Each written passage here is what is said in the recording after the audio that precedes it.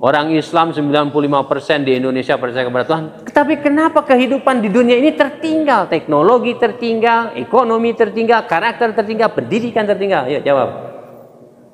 Baik, sebelumnya saya sudah juga Maulana, izin jawab. Jadi menurut saya meski banyak orang yang menganut agama di Indonesia ini, tetapi teknologi kita, ilmu pengetahuan kita masih tertinggal karena banyak orang-orang yang salah mengartikan perintah-perintah agama, seperti mereka itu banyak orang yang hanya mengejar akhirat saja.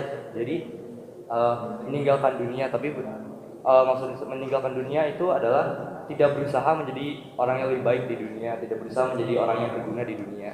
Jadi hanya berfokus kepada apa yang akan datang nantinya di akhirat begitu, Pak.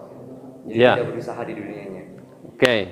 Jadi kalau begitu, faktor kunci yang harus dikerjakan kalau untuk memperbaikinya apa? Harus ada solusinya. Solusinya menurut saya itu untuk agar orang-orang Islam itu lebih memahami agama lagi, bukan hanya mengakui dirinya sendiri sebagai orang Islam, tetapi tidak menjalankan perintah-perintah dalam Islam itu sendiri. Karena di Islam sendiri memerintahkan kita untuk selalu mencari ilmu, selalu mencari keberkahan, selalu mencari rezeki dari Tuhan. Begitu, Pak. Oke, saya tanya kepada Anda, tahu nggak ayat yang pertama turun ketika Nabi Muhammad di Gua Hiro apa? Ya, ayatnya berbunyi Iqra, Pak. Iqra itu apa? Iqra artinya membaca, bacalah. Gitu. Bacalah. Iya. Sekarang tahu nggak Anda, orang Indonesia minat bacanya berapa persen dari jumlah penduduknya? Kurang tahu, Pak. Coba cek di ChatGPT. ChatGPT cek bahwa jumlah penduduk Indonesia yang minat bacanya tinggi, dulu tuh datanya hanya 3,5%.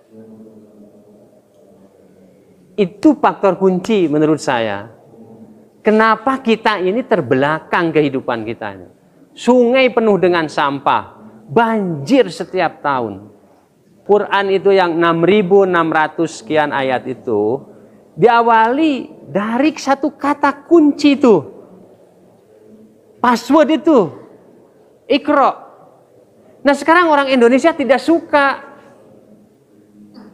Oke, pendapatmu gimana?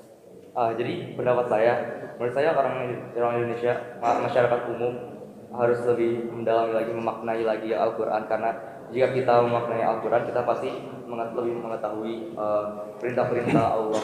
Jadi salah satunya itu perintah untuk bacalah, untuk membaca. Dengan memaknai Al-Quran, mengetahui isi Al-Quran, kita pasti akan menjalankan perintah Tuhan dengan lebih efektif lagi. Kita akan lebih sering membaca, lebih sering melakukan amal kebaikan. Gitu. Ya. Saya tanya kepada Anda, setuju enggak kalau kita, setuju enggak? Gini kita perbaiki, mungkin di bulan Ramadan nih, kita refleksi. Setuju enggak kalau di SMA Negeri 15 ini, kita ramaikan, kita kampanyekan, kita budayakan, kita biasakan baca buku.